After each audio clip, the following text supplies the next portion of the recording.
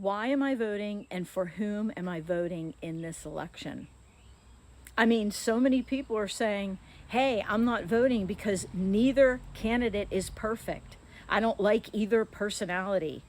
Listen, there is a huge divide between the policies of each candidate and how those policies tie back to a biblical worldview.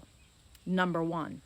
Number two, I hear of a trend among Christians that people are just not going to vote because it's causing too much division. And we shouldn't be so at odds with one another. Jesus said he came to this world not to bring peace in this broken world, but to bring division in a spiritual sense. He said that it's going to cause a problem between people when someone stands for me and someone doesn't, when someone lives out my truth and when someone doesn't. And so as we go after the heart of God and we vote for the candidate that presses forward some of God's heart and morality, that's going to cause division, and it's okay. Jesus actually says there should be division. We can't all just hold hands and say everything's great when it's not in a spiritual sense. Now let's get back to this whole thing of neither candidate's perfect. I want to tell you something. The divide is so huge between the spirituality of the platforms of each candidate, the morality of the platforms. You know, first of all, God has told us to pray for leadership everywhere. Every leader, good or bad, we are to pray for them. God has also said that we should seek the good of the city or the country in which we live.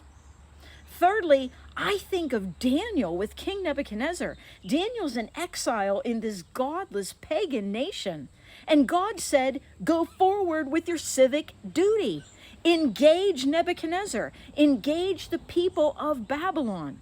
Declare my truth as much as Nebuchadnezzar can handle it or will allow you to in my providence. Declare it. And so Daniel did. Imagine what would have happened if he would have totally disengaged and not obeyed the Lord in being a part of that wicked government, being a light in the middle of it. We are to take our civic duty seriously. While we live in a broken world, we are to participate. Okay, now I realize that there's a lot going on both platforms, but I want to tell you something. The Bible makes it abundantly clear that God is for life.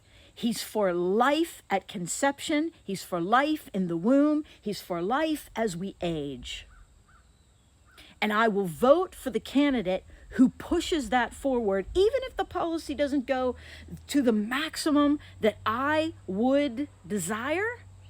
I'm going to go with that platform. Number two, we know that God has a definition of marriage and family. I'm going to go with the candidate who most pushes that agenda forward because it's God's agenda. We know that God is for freedom of speech. He said, go into all the world, into every nation, and declare the gospel. And so we know he's for free speech. I'm going to go with the candidate who is about that, not about shutting people up or hiding things. We know for a fact that God is for hard work.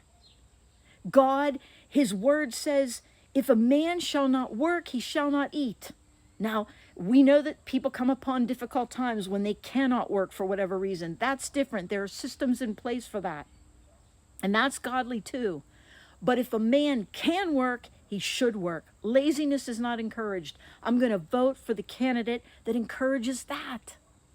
And you may say, well, Shelley, neither candidate's platform goes far enough. Even if I think about the one who heads my direction, it's not exactly perfect. You know, I was thinking about that today. If God calls me to witness to a stranger and I strike up a conversation and they'll let me talk so far about Jesus and so much about the Bible, then they maybe shut down or say, okay, I've had enough. I certainly wouldn't take back what I was able to tell them. I'll give them as much light as they will receive, even if they won't receive it all.